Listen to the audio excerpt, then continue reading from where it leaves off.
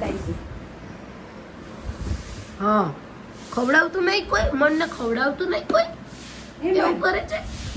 Mummy શું કરે, તને નહીં ખવડાવતા? તો અહીંયા જો મન દૂધ બિસ્કિટ ખાય છે અને સવારે ઉઠીને એને ફટાફટ જોઈએ દૂધ બિસ્કિટ.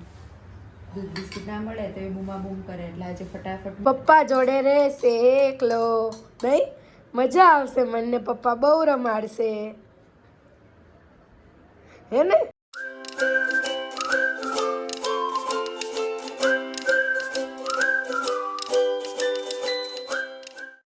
જય શ્રી કૃષ્ણ. કેમ છો બધા?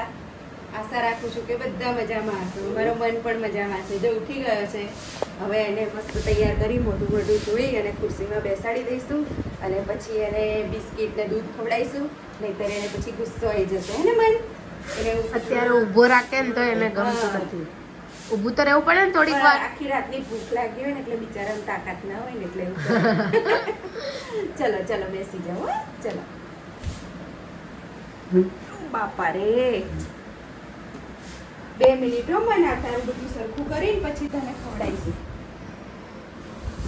હા, ખવડાવતું નહીં કોઈ, મનને ખવડાવતું નહીં કોઈ, એવું કરે છે. મમ્મી શું કરે, તને નહીં ખવડાવતા? મમ્મીને કે ખવડાવો, કે મને ચાનું વ્યસન હોય, મને દૂધ બિસ્કિટ નું છે. ઉઠીને દૂધ બિસ્કિટ ખાવા પડે.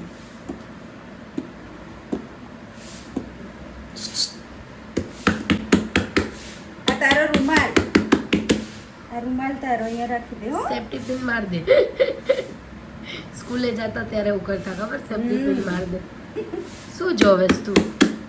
ઢોલકા વગાડો, ઢોલકા ઢોલકા વગાડો, ઢોલકા. સારું, ચલો હવે મને સેજ મોઢું મોઢું જોઈએ અને પછી એને ખવડાવીએ એટલે મળીએ આગળ. તો અહીંયા જો મન દૂધ બિસ્કિટ ખાય છે અને સવારે ઉઠીને એને ફટાફટ જોઈએ દૂધ બિસ્કિટ. દૂધ બિસ્કિટ ના મળે તો એ બૂમા બૂમ કરે, એટલે આજે ફટાફટ મળી ગયું છે એટલે મોં નથી પાડતો, હે ને મન? શું કેવું મન તારે? ને પહેલાં મન નાનો હતો ને ત્યારે હું એને એક્સરસાઇઝ કરાવવા લઈ જતી હતી, તો ત્યારે હું એને દૂધ બિસ્કિટ ને એવું નથી ખવડાવતી, ત્યારે દૂધ પીવડાવતી હતી. અને દૂધ પીવડાવી અને લઈ જાઉં ને એક્સરસાઇઝ કરાવે ને તો એને વોમિટ થઈ જતી હતી. એટલે અને ટાઈમ પણ સવારનો જ હતો એનો, એટલે ઉઠીને તરત બિચારો હજુ તો ઉઠ્યો જ હોય, ફટાફટ દૂધ પીવડાવીને લઈ જાઉં અને પછી ત્યાં લઈ જતી હતી દૂધ બિસ્કિટને એવું. એક્સરસાઇઝ પતે એટલે પછી ત્યાં દવાખાને બેસીને એને ખવડાવું, કાં તો બસ સ્ટેન્ડે લઈ જઈને ખવડાવું. અને બસમાં ઘણીવાર હું બસમાં જ જતી હતી લગભગ, તો બસમાં અહીંયાથી હું જાઉં ને ત્યારે 6:45 સવારે બસ હતી, તો 6:45 જાઉં, ફટાફટ દૂધ પીવડાવી, ખાવાનું લટકાયું હોય, એનું પાણી હોય, એના માટે પાણી એ બહારનું નથી પીવડાવતી. પછી એના કપડાં લઈ ગઈ હોય, કપડાં બગાડે તો ત્યાં વોમિટ કરે તો, એટલે ઘણી બધી ત્યારે મને તકલીફો પડતી હતી મનને લઈને જવામાં માટે. પછી ત્યાં એક્સરસાઇઝમાં લિફ્ટ નથી, 3 માળનું દવાખાનું હતું, તો પહેલાં એને અડધો કલાકના અલગ અલગ પીરિયડ હોય. એક્સરસાઇઝનો હોય, પછી રમકડાની એક્ટિવિટી કરાવે, પછી આંખ માટેની એક્સરસાઇઝ હોય. તો પહેલાં 3જે માળે જવાનું, પછી પાછું નીચે આવવાનું, પાછું વચ્ચેલા માળે જવાનું, પછી બીજી એક્સરસાઇઝ ઉપર હોય. એટલે હું એને ત્યારે તો શું કે એ 5-6 વર્ષનો હતો, એટલે હું એને ઉંચકી શકતી હતી. હું પણ, મારાય પગ સારા હતા, હું ચાલી શકતી હતી, એટલે બધે લઈને જતી હતી. પણ હવે મને બહુ તકલીફ પડે છે, એટલે હું એને ક્યાંય ખાસ ઓછો લઈને જાઉં છું, ઘરમાં જ રમાડતી હોઉં છું. પણ દૂધ બિસ્કિટ તો એ ત્યારનો જ ખાય છે. ત્યારે ડૉક્ટરે એને એવું કીધું હતું કે એને ઘરેથી ખાલી દૂધ જ પીવડાવીને લાવવાનો અને અહીંયા એક્સરસાઇઝ પતે પછી ખવડાવજો. એટલે ત્યારે એને આદત પડી ગઈ હતી, પછી દૂધ બિસ્કિટ જ ખાતો હતો એ વધારે, અને અત્યારે બી દૂધ બિસ્કિટ જ ખાય છે. તો મિત્રો જો આજે મને સવારમાં એ રમત ચાલુ કરી દીધી છે, ઢોલકાથી રમવાનું. સવારમાં એને આ ઢોલકાથી રમવું બહુ ગમે. પછાડ કરશે, જો હું વિડીયો ઉતારવા માંડી ને એટલે એણે પછાડવાનું ઓછું કરી દીધું. આમ આવી તો આમ ફરી ગયું, જોજો.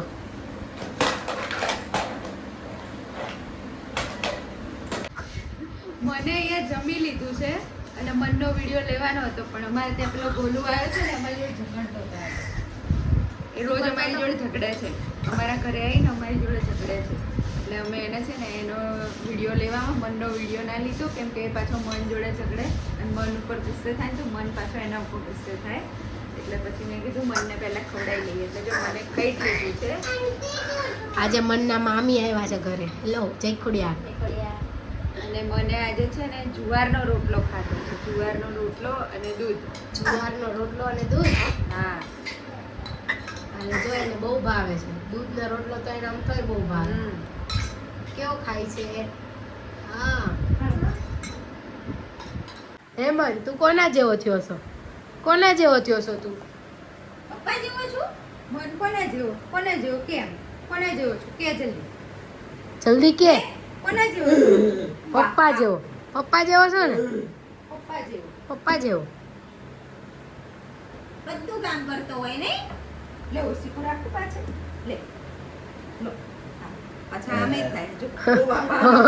કેટલું બધું ખાઈ લીધું, ઓટકાર આવી ગયો. કરાઈ ગયો મને તો. એક રોટલો ધરાઈને ખાઈ લીધો હે ને? ઓટકાર આવી ગયો તને તો હે મન? હવે તાલીઓ ના વગાડતો હો તું. મહેરબાની કરજો હો ને, અમારે રીલ ઉતારવાની હો ને. હા. તો ગાઈસ જો અત્યારે હવે મનને સુવાનો ટાઈમ થયો છે. વાગ્યા છે અત્યારે કેટલા? જો અત્યારે 5:15 જોજો મને વાગે. બપોરે આખી બપોર જાગવાનું, પછી 5 વાગે સુવાનું હે ને? 5 વાગે સુવાનું મન. 5 વાગે ચલો સુઈ જાઓ. હા સુઈ જાઓ. જો તો મન હવે છે ને મિત્રો જમવા બેસી ગયો છે. જમી લીધું છે. હવે થોડું રહ્યું છે. કિસુ હતી નહીં, બહાર ગઈ હતી. અને મન ભાઈ આજે શું ખાય છે? ભાખરી છે, બટાકાનું શાક અને મોળું દહીં છે. છાશ જેવું જાડું બનાવી અને એ ખવડાવું છું. આજ તો એને ભાઈવો હતો તો. ને ભાત સિવાય બધું ભાવે. આજ તો મન પપ્પા જોડે રહેશે એકલો. નહીં મજા આવશે. મનને પપ્પા બહુ રમાડશે હે ને? મજા આવે ને? મમ્મી જોડે મજા આવે, પપ્પા જોડે મજા આવે. પપ્પા કેટલી બધી વાતો કરે મન જોડે. મને કોની જોડે ગમે? મમ્મી જોડે કે પપ્પા જોડે? પપ્પા જોડે. પપ્પા જાજુ રમાડે નહીં હે ને? હે ને? પપ્પા બિચારા ઘરે હોય તો રમાડે. અત્યારે આપણે મૂકીને જઈએ છીએ એટલે રમાડશે. હવે મન જમી લે એટલે અમે જઈએ છીએ દાદાના ઘરે. થોડું કામ છે એટલે રીલ્સ ઉતારવાની છે. અને મન ભાઈ ને એના પપ્પા બંને રહેશે ને અમારે જમવાનું બી ત્યાં છે. આ મન માટે બનાવ્યું હતું. મનને લઈને જવાનો હતો પણ વરસાદ છે બહાર, એટલે પછી એને ખોટો ભીનો થાય અને માંદો થાય, એટલે મન ઘરે રહેવાનો છે એના પપ્પા જોડે. પછી ત્યાં જઈને મળીએ આપણે. ઓય નકુલ, શું થયું? ઓય શું થયું? હે? રીલ છે આમ જો. આ રીલ કહેવાય. આ રીલ કહેવાય, રોવાનું ન હોય. એમાં રોવાનું થોડું હોય. અરે રીલ કહેવાય. નાટક ઇમોશનલ હતું તો રોવા માંડ્યો. મન થતું જ તું આ નાટકમાં રોશે જ, મને જ રોવું આવી જતું. જો સ્ટ્રોંગ રહેવાનું. કેવું રહેવાનું? સ્ટ્રોંગ, રોવાનું નહીં. ગાઈસ નકુલ છે ને મસ્ત એક્ટિંગ કરે છે, જોરદાર. અને એણે એક્ટિંગ કરી ને આજે જે વિડીયો અમે બનાવ્યો, શૂટ કર્યો એ, પણ એને સાચું પેલા રોવા આવી ગયો. અમારા ઘરનો ઇમોશનલ છોકરો છે. મમ્મી જો, મમ્મીને બી રોવા આવી જાય, માને બી આવી ગયું રીલ ઉતારતા ઉતારતા. એટલે રોડવાનું નહીં.